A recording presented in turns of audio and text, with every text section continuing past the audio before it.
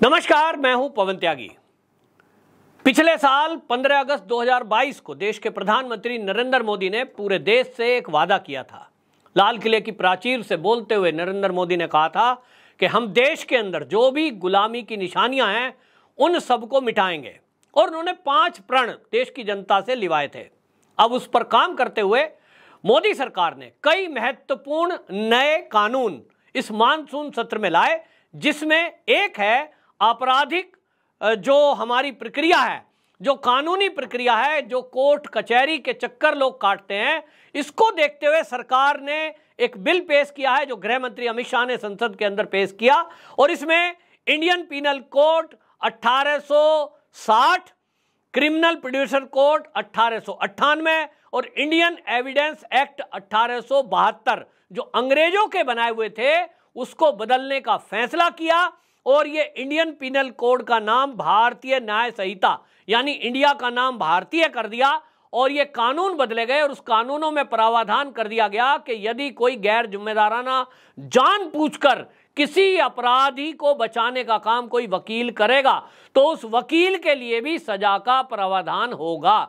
यानी अगर वकील को पता है कि ये मुवक्किल कोई बड़े अपराध में शामिल है और वो जानबूझ करके फर्जी एविडेंस के सहारे उसको बचाने का प्रयास कर रहा है, तो इस नए कानून में वो प्रावधान किया गया है। वहीं कोर्ट को लेकर भी बाउंड किया है कि 3 साल के अंदर अंदर फैसला जज को करना होगा। अब इस बात को लेकर के जो सुप्रीम कोर्ट के जाने माने वकील हैं, पूर्व कांग्रेसी नेता हैं कपिल सिब्बल, वो सामने आए हैं और वो एक तरह से बौखलाहट भरा वो मीडिया में बयान दे रहे हैं। और वो कह रहे हैं कि ये जो कानून है, अगर ये कानून जो बिल पेश किया है ये कानून बन जाते हैं तो ये तो बहुत खतरनाक है। कपिल सिब्बल इन नए कानूनों को खतरनाक बता रहे हैं और उन्होंने घोषणा कर दी है कि वो अब पूरे देश में जाएंगे और पूरे देश के लोगों को बताएंगे कि मोदी सरकार ऐसे कानून ला रही है जिसकी वजह से जज को भी सजा मिल सकती है, वकील भी जेल में डाले जा सकते हैं, पुलिस के अफसर भी जेल में डाले जा सकते हैं। अब भाई वो वकील हैं, लेकिन देश की जनता ये कह रही है कि जो अमित शाह जी ने ये नए कानून पेश किए हैं ये तो जनता के हित के हैं। कौन नहीं चाहता कि यदि किसी के साथ कोई अपराध हो तो उसकी एफआईआर ऑनलाइन घर बैठे मोबाइल फोन से दर्ज हो जाए? बताइए, सब चाहते हैं। कौन नहीं चाहता कि यदि कोर्ट में जाने में वो असमर्थ है, जैसा कि अक्सर होता है, 2 वजह होती है। कई बार सामने वाला अपराधी इतना खतरनाक है कि वो आपके ऊपर हमला करना या करवा सकता है। ऐसे कई मामले हमने देखे हैं। तो नए कानून में अमित शाह जी ने जो नया कानून रखा है उसमें यह बताया कि यदि कोई फिजिकली कोर्ट में नहीं आ सकता तो वो घर बैठे मोबाइल के जरिए कोर्ट में एविडेंस के तौर पर, मतलब गवाह के तौर पर वो प्रस्तुत हो सकता है। हम देख रहे हैं जो कोरोना काल था उसमें भी ऑनलाइन जो कोर्ट चली थी, तो जब ऑनलाइन कोर्ट में जज वकील आपस में प्रस्तुत हो सकते हैं तो जो जिसका केस है वो गवाह भी प्रस्तुत हो सकता है, जिसका केस चल रहा है वो पीड़ित और जिसने हिंसा की है वो भी प्रस्तुत हो सकते हैं। और बहुत सारे मामलों में हम देखते हैं कि जहां पुलिस को लगता है कि जो अपराधी जेल के अंदर बंद है, जिसके ऊपर आरोप लगे हैं, उसको भी वीडियो कॉन्फ्रेंसिंग के जरिए आजकल कोर्ट कचहरी के मामलों में पेश किया जाता है। तब ये कानून बना दिया कि ये विशेष आदमी के लिए क्यों हो, सबके लिए क्यों ना हो। पूरे देश की जनता खुश है कि अब 3 साल में उनको न्याय मिलेगा, 180 दिन में चार्जशीट दाखिल होगी, पुलिस की जिम्मेदारी तय होगी। और इस नए कानून में अमित शाह जी ने जो प्रावधान किया है वो ये कि यदि किसी थाने का आईओ यानी इंस्पेक्टर, सब इंस्पेक्टर किसी केस की जांच कर रहा है और वो जांच करते करते रिटायर हो जाता है तो उसकी जगह जो चार्ज लेगा नया पुलिसकर्मी इंस्पेक्टर की तौर पर, चौकी इंचार्ज, वो उस केस को देखेगा, ना कि वो रिटायर पुलिसकर्मी घर से आएगा। सोचिए, बहुत सारे रिटायर पुलिसकर्मी, मेरे भी दोस्त के पिताजी भी हैं, मेरे दोस्त भी हैं, वो कहते हैं जी हमारी इतनी प्रॉब्लम है और इसलिए पुलिसकर्मी कई बार कोर्ट कचहरी से बचते रहते हैं। लेकिन कब तक बचेंगे? अब जो कोर्ट कचहरी के किस्से में फंसा हुआ है वो रिटायर हो गया, लेकिन कोई केस फंसा हुआ है तो रिटायरमेंट के बाद भी सम्मन उसके घर पहुंचता है और वो बीमार है, वृद्ध है, फिर भी उसको कोर्ट में आना पड़ता है। इस पर नया कानून बना दिया गया। क्या गलत है? लेकिन कपिल सिब्बल को यह कानून गलत लग रहा है। वो कह रहे हैं ना जी, वही पुलिस वाला आना चाहिए।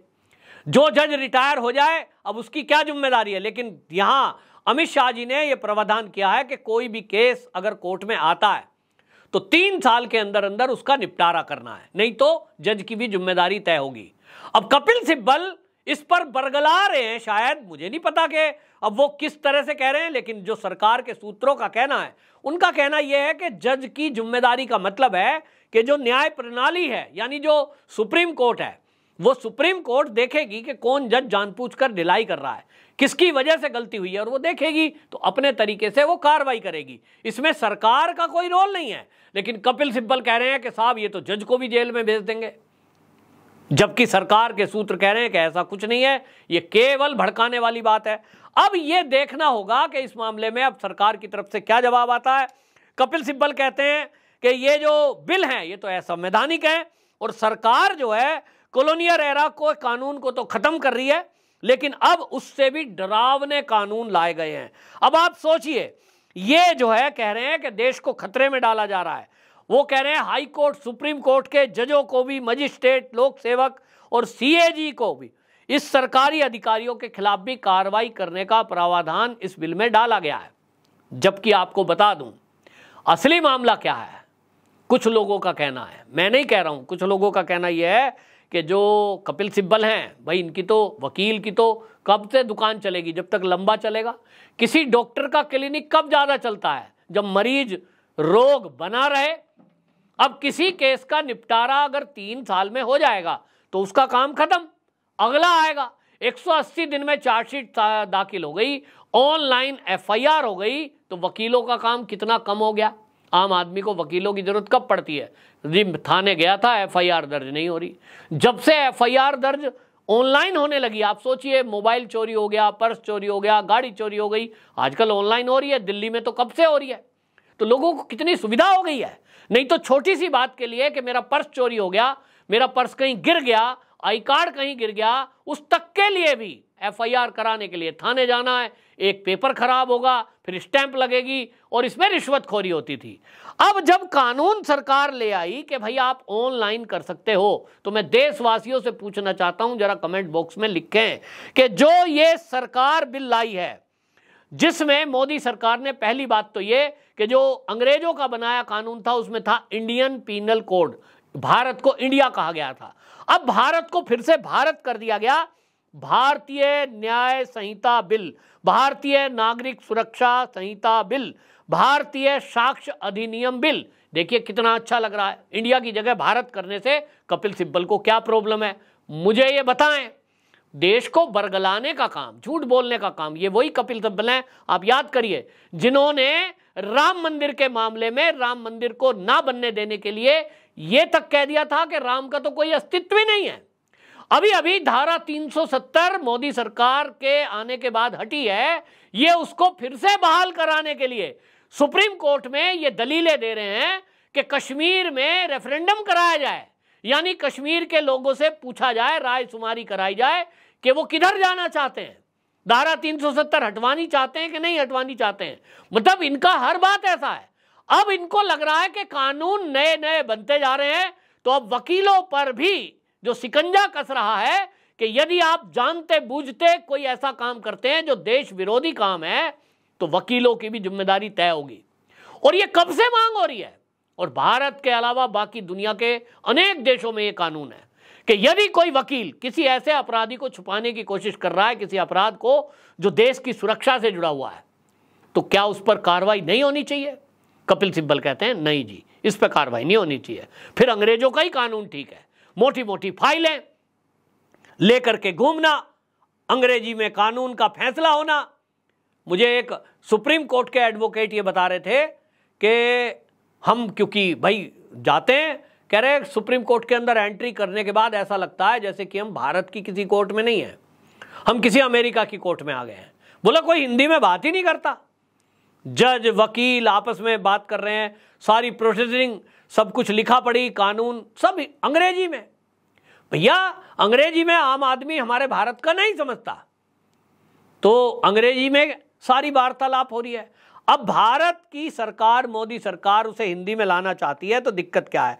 इसी तरह आप देखिए कि इसमें इलेक्ट्रॉनिक एविडेंस और मैक्सिमम जो इन्होंने कहा है कि वकीलों की जवाबदेही, इसी से दिक्कत हो रही है। क्योंकि मुझे नहीं लगता कि ये जो वकील कभी अजमल कसाब जैसे का केस के लिए रात को कोर्ट खुलवा देते हैं, अब जब ये कानून का अमल शकल ले लेगा तो इनको तो खतरा है कि आतंकवादी को आप इस तरह से बचाने में अगर लगोगे और वो देखा जाए कि राष्ट्र का मुद्दा जुड़ा हुआ है तो अब नहीं कर पाएंगे। तो इस सब को लेकर के ये किया जा रहा है। इसमें आपको बताएं कितना अच्छा मोदी सरकार ने काम किया कि जो है इसमें सामूहिक रेप के लिए आजीवन कारावास किया गया है और जो नाबालिग बच्ची के साथ रेप करता है उसमें फांसी की सजा वर्षों से मांग हो रही थी, अब इस नए कानून में है। लेकिन कपिल सिब्बल इन कानूनों को काला कानून बता रहे हैं, देश के लिए खतरा बता रहे हैं और वो कह रहे हैं कि साहब ये तो जो है देश का भविष्य खतरे में डल रहा है। जबकि इस कानून में क्या लिखा है कि कोई ऐसा अधिकारी जो अपनी सीट पर रहते हुए कोई ऐसा काम करता है कि जो उसकी जवाबदेही बनती है और वो जानबूझकर देश को नुकसान पहुंचा रहा था, कहीं विदेशी जो साजिश करने वाले लोग हैं उनके साथ मिल गया था, क्या उसके खिलाफ कार्रवाई नहीं होनी चाहिए? ये आपसे मैं पूछ रहा हूं, जवाब आप कमेंट बॉक्स में जरूर दें। लेकिन इतना जरूर है कि अब आप देखिए इन्हीं कानूनों को लेकर जो कांग्रेस सदन में से बाहर थी, किसी ने चर्चा नहीं की, चर्चा में शामिल नहीं हुए, अब ये बाहर सड़कों पर उतरकर इसके खिलाफ नैरेटिव चलाएंगे। यानी इन्होंने तय कर रखा है कि मोदी सरकार को और देश को इन्हें बदनाम करना है। और जब संसद में ये बिल प्रस्तुत हुआ था तो कपिल सिब्बल तो राज्यसभा के सदस्य हैं, क्यों नहीं इस पर डिबेट की? और अभी तो सरकार कह रही है कि अभी आपसे राय मांगी जाएगी। इस पर कितनी मीटिंग हुई है? 150 से ऊपर मीटिंग हुई है, सरकार ने तथ्य रखा है, तब उसमें अपने आपत्ति क्यों नहीं दर्ज कराई? लेकिन इनको दिक्कत क्या है? दिक्कत यह है कि अंग्रेजों के बनाए कानून इन वकीलों को, जजों को, सरकारी अफसरों को सूट कर रहे थे, तो इसलिए इनके हटने से, सड़े गले पिछले कानूनों को बदलने से इनको दिक्कत है। देश की जनता इन नए कानूनों के आने से खुश है।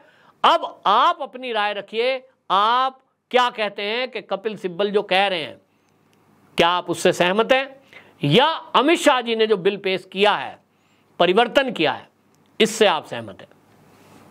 वंदे मातरम।